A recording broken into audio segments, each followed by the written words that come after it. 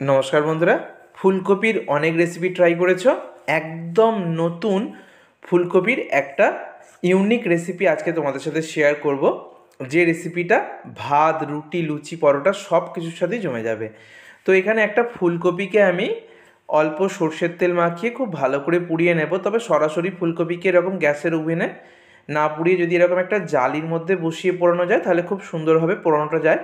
বেগুন শেকা বা বেগুন পোড়ানোর ক্ষেত্রে যখন আমরা বেগুনটাকে পুড়িয়ে নিই, এরকম একটা জালির উপর বসিয়ে দিয়ে একই রকমভাবে ফুলকপিটাকেও কিন্তু এদিক ওদিক সব দিকটা ভালো করে পুড়িয়ে নিতে হবে।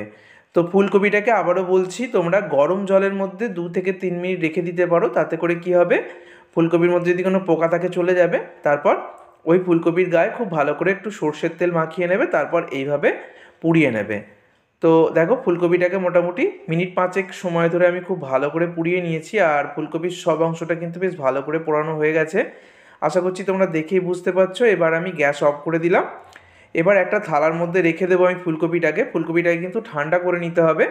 তো এখন ফুলকপিটাকে আমি ঠান্ডা হতে দেবো, ততক্ষণ আমি রেসিপিটার বাকি অংশ শুরু করব। তো প্রথমেই কড়াই বসিয়ে দিয়েছি, কড়াইতে দিয়ে দিলাম সর্ষের তেল। এই রান্নাটা সর্ষের তেলে ভালো লাগবে। তো সর্ষের তেল গরম হয়ে গেলে দিয়ে দিয়েছি গোটা জিরে ফোড়ন, আর দিয়ে দেবো এখানে আমি শুকনো লঙ্কা বা কাঁচা লঙ্কা কুচি। এখানে আমি কাঁচা লঙ্কা কুচি ব্যবহার করছি, তোমরা শুকনো লঙ্কা দিয়েও করতে পারবে। তো শুকনো লঙ্কা আর গোটা জিরেটা ভাজা হতে হতে আমি এখানে দিয়ে দিচ্ছি পেঁয়াজ কুচি। দুটো মিডিয়াম সাইজের পেঁয়াজকে কুচি করে এখানে আমি দিয়ে দিলাম। এবার পেঁয়াজের সাথে আমি কাঁচা লঙ্কা জিরেটাকে আরও একটু সময় নিয়ে ভেজে নেব। মোটামুটি মিনিট 2 সময় ধরে ভালো করে ভেজে নিতে হবে পেঁয়াজটাকে। তো পেঁয়াজটা একটু ভাজা ভাজা যখন হয়ে যাবে, তখন আমি অ্যাড করে দিচ্ছি একটা বড় সাইজের টমেটো কুচি। তো টমেটো কুচিটা দেওয়ার পর আরও মিনিট খানেক মতো ভেজে নেব। এখানে টমেটোর পেস্ট করেও তোমরা দিতে পারো, তবে টমেটো কুচি করে দিলে কিন্তু বেশি ভালো হবে। তো টমেটোটা যখন একটু নরম হয়ে যাবে, তখন আমি আদা বাটা, রসুন বাটা অ্যাড করব। এখানে গ্রেট করে নেওয়া আদা আর রসুন দিয়ে দিচ্ছি 1 চামচের থেকে একটু কম পরিমাণ, ছোটো চামচে। তারপর আদা রসুনের কাঁচা গন্ধ চলে যাওয়া পর্যন্ত সব কিছুকে একসাথে ভেজে নেব খুব ভালো করে। তো এইভাবে গ্যাসের ফ্লেমটাকে মিডিয়ামে রেখে ভেজে নিতে হবে। এবার আমি কিছুটা মটরশুঁটি এখানে দিয়ে দিলাম।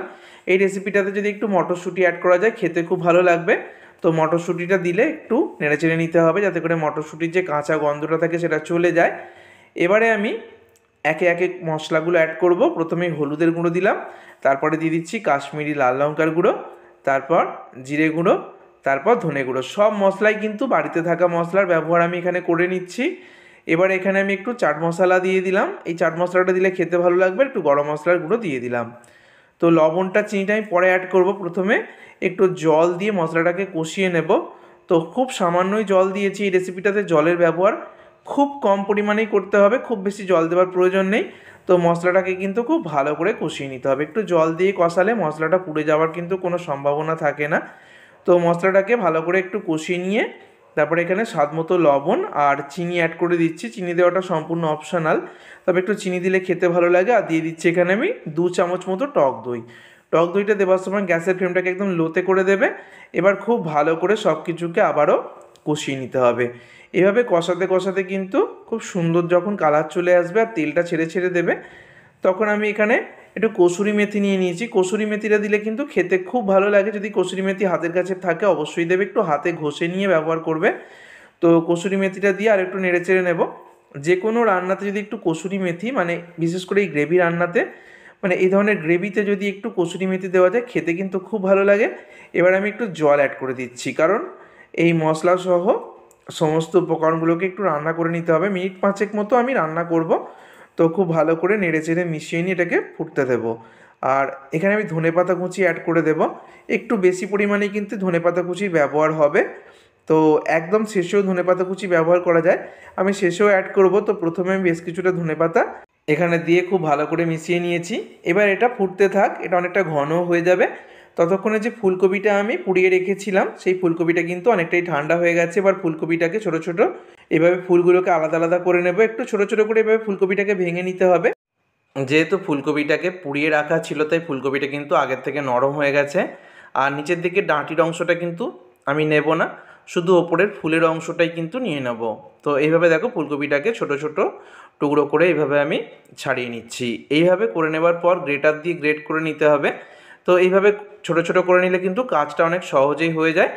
এবার 3 থেকে 4 মিনিটের মধ্যেই কিন্তু গোটা ফুলকপিটা খুব সহজেই গ্রেটার দিয়ে গ্রেট করে নেওয়া যাবে। তো একদম মিহি করে গ্রেট করে নেব। তো এইভাবে আমি গোটা ফুলকপিটাকে গ্রেট করে নেব। দেখতেই পাচ্ছ একদম মিহি করে কিন্তু গ্রেট করে নিচ্ছি। তো সমস্ত ফুলকপিটা যখন গ্রেট করে নেওয়া হয়ে গেছে তখন দেখিয়ে দিচ্ছি, দেখো।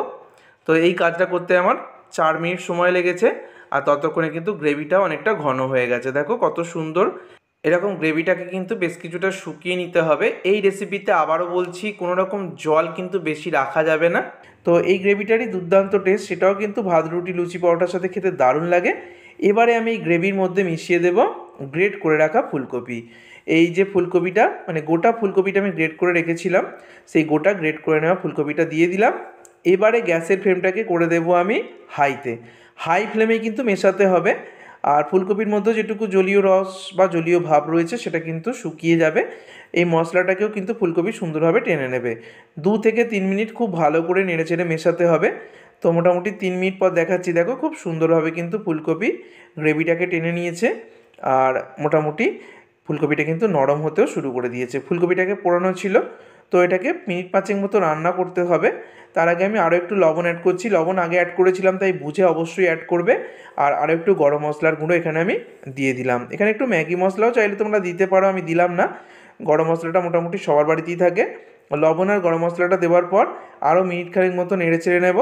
আরও মিনিট খানেক মতো নেড়ে চেড়ে নেওয়ার পর দেখো একদম ঝুরঝুরে হয়ে যাচ্ছে। এই রান্নাতে কিন্তু কোনো রকম জলের ব্যবহার হবে না, এটা কিন্তু অবশ্যই মাথায় রাখবে। তো খুব ভালো করে মিনিট 5 মতো টোটাল নেড়ে চেড়ে নিয়েছি। আরও ঢাকা দিয়ে আমি একদম লো ফ্লেম করে দেব। আর একদম লো ফ্লেমে আরও 5 মিনিট রান্না করে নেব।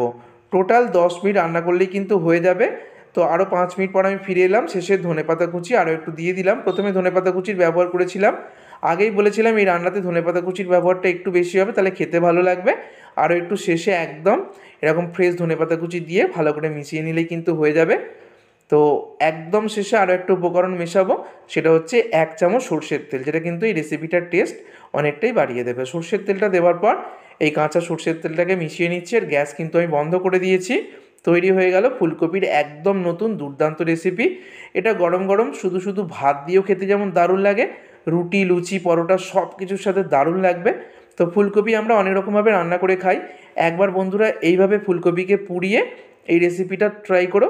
কথা দিচ্ছি বাচ্চা থেকে বড় সবার মন জয় করে নেবে। দুর্দান্ত খেতে হয় বন্ধুরা, আশা করছি দেখেই বুঝতে পারছো। একদম ঝুরঝুরে টাইপের হয় এরকম, আর মুখে দিলে কিন্তু দুর্দান্ত স্বাদ। ঠিক যেভাবে দেখিয়েছি এইভাবে তোমরাও বাড়িতে ট্রাই করো। ভিডিওটা ভালো লাগলে বন্ধুদের মধ্যে অনেক অনেক শেয়ার করার রিকোয়েস্ট রইল। সকলে সুস্থ থেকো, ধন্যবাদ।